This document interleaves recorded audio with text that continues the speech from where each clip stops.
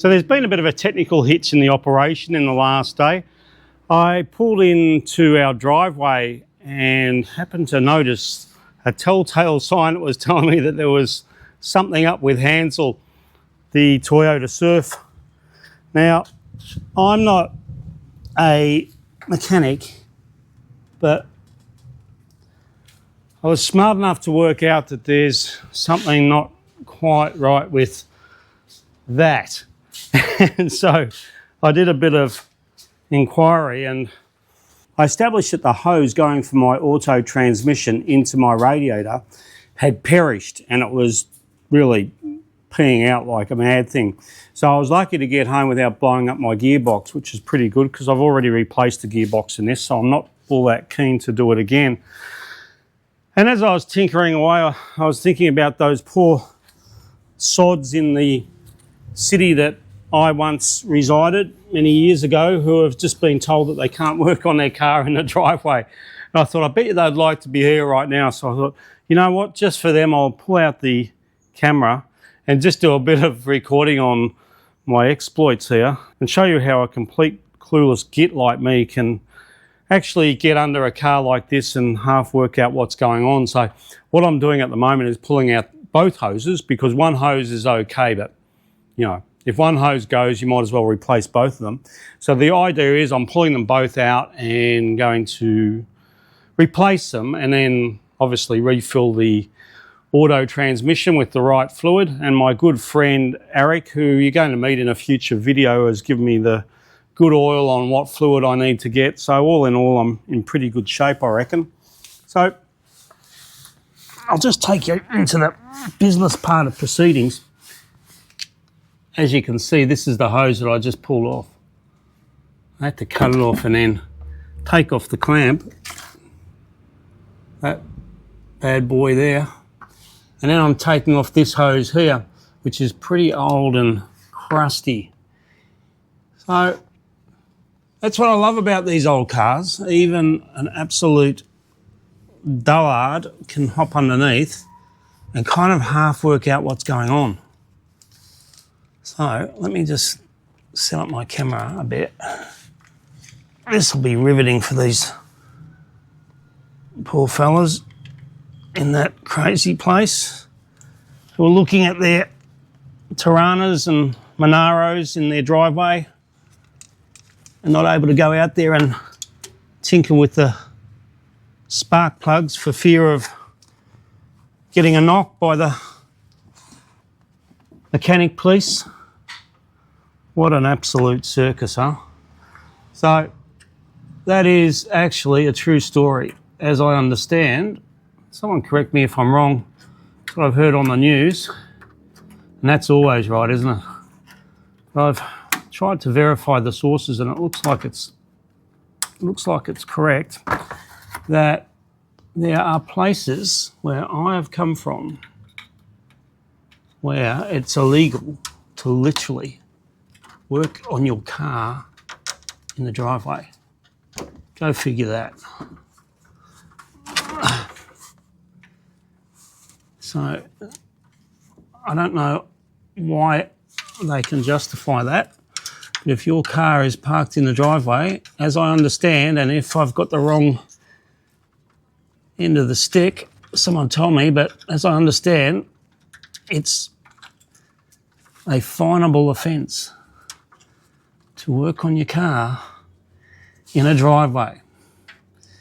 Must be that some councillor or politician who doesn't know one end of his car from the other might have decided that the bogans and hoons in Australia are making too much noise and tinkering around with their hot rods. And they thought, you know what, we'll pass some laws that'll stop those naughty boys and then I'll have peace and quiet to be able to watch whatever I'm watching on. I'll do that. Netflix or whatever. So even when I'm doing a little thing like this, I feel like in some ways I'm celebrating the freedom that I have. Whoa, the freedom to work on my car in the driveway. How amazing. Maybe that country I lived in needs to get that put into their constitution. You have the right to hop under your car and work on it in your driveway. That would be nice. And we joke about it, but when you think about it, for a family who may do all of their oil changes and all that sort of carry on, now they have to go to the, oh man, that was really baked on. They have to go to their authorised licensed mechanic and pay an absolute fortune for what they were doing for themselves, which is kind of really crap, isn't it, really? When you think about it, how can we get to the stage where governments are telling us that we can't work on our own cars, in our own driveways? But I suppose if you're not willing to fight back in some way, in a very legal and peaceful way, then I guess you get what you get, don't you? Oh, there's a bit of hydraulic fluid. This has got to be a first, doesn't it? I'll have to check online to see if anyone's ever attempted this daring feat on video, but, you know, there's always a first. Where did that other hose go to? Oh, there it is. Okay. So, it's got to battle away now. Try not to get too dirty. And that's one of the things is, since we've come, I haven't got all my dirty clothes here. I've only got my, you know, non-dirty clothes. So you have to sort of decide which of your threads you're willing to sacrifice to the mechanic gods, because I am going to get oil on me or fluid. There's no way around it, I don't think. But that's the price you pay for being a working man. You know, it's good fun. Oh man, that's a bit tight. These old hoses, they get sort of baked on. This hose here feels like it was fossilised. Feels like I've just dug it up from an archaeological dig, because it is cracked and hard, a bit like its owner. But I just don't want to mess too much, because I've got to be careful just not to, you know, do any damage further up the line there. When you look at a car, it's a marvel of engineering, isn't it? Someone actually made this thing, and then some nimrod like me comes along and struggles just to pull off a hose, and they made the whole thing. Good on you, Mr. whoever you are out there. I don't want to say your name for the sake of political correctness. Oh, I'm getting a bit of transmission fluid moisture on my moisturisation. It's my beauty program on my face. And these old clamps are, you know, designed to clamp things, funny enough, and they do a sterling job. I'm going to just muck around with that for a while. Could be quite boring television, so I might just tune out for now. Once I've got my hoses, I'll whiz down and see if I can get the fluid, if I can keep it off my face, and get everything I need to replace this. So stay tuned for part 2.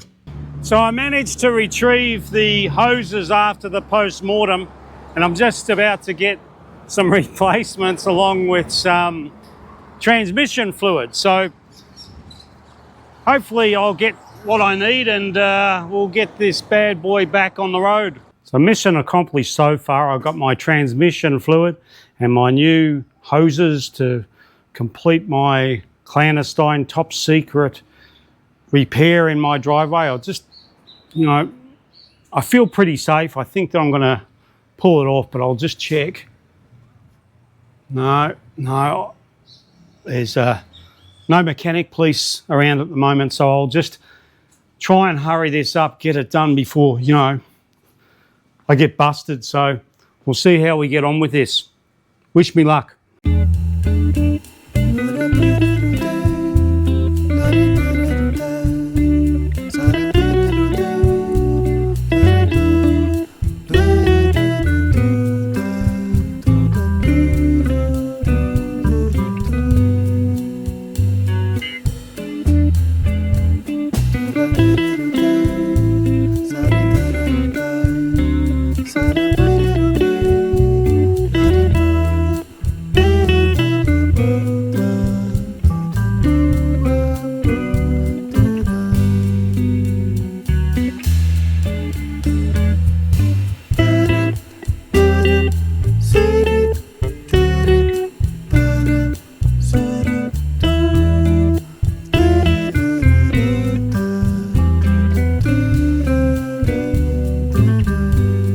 The finished article, hose is all in place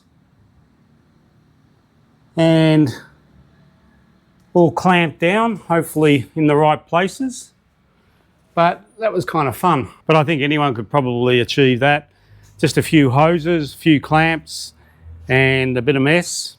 And I think that we've got a solution. So fingers crossed, I think that will do the job. Just did that for a bit of fun and just to share my adventures with the truck.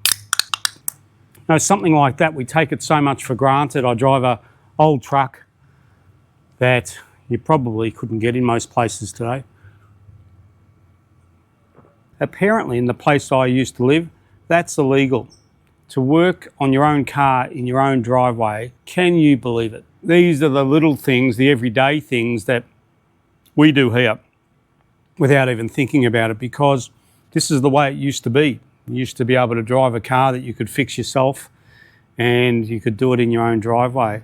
I just went down to the local parts shop, got the parts for next to nothing, and it was good to go. Sometimes we think that it's all about the big freedoms, but I think that life is also about celebrating the little things, because it's the little freedoms that really make up your life.